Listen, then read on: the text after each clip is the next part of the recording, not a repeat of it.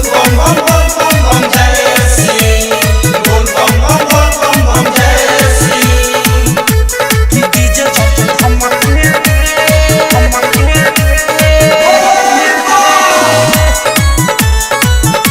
तो बम नाचे चमके कि डीजे जब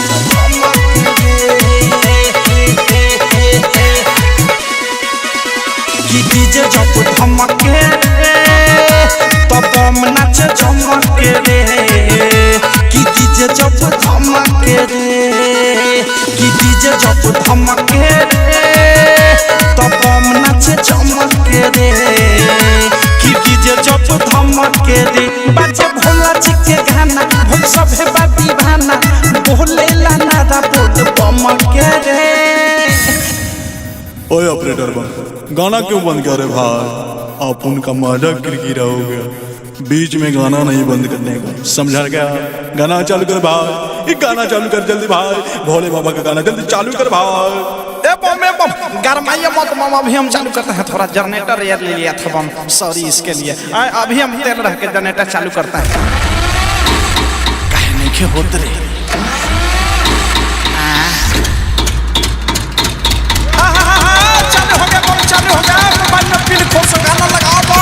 कि डीजे जब धमके तो बम नाचे चमके कि डीजे जब धमके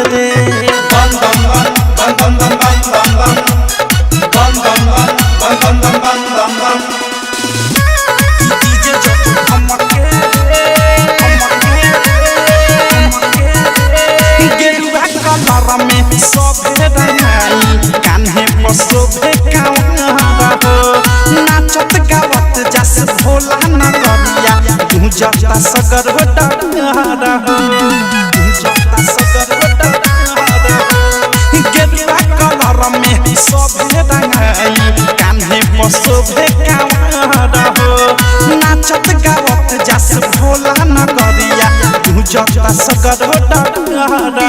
माथे बांधी के पगरिया जो झड़ी के गगरिया भुला के सभे अपन गम के कि डीजे जब धमके तो बम नाचे चमके कि डीजे जब धमके बोल बम बम बम बम बम जय श्री बोल बम बम बम बम बम जय श्री कि डीजे जब धमके गाजा के नशा में सभे नशाई रोला कतावे मोहम हो भोला के भगती मन से चढ़ल बा बम लोग के रोमे रोम हो बम लोग के रोमे रोम हो गाजा के नशा में सभे नशाई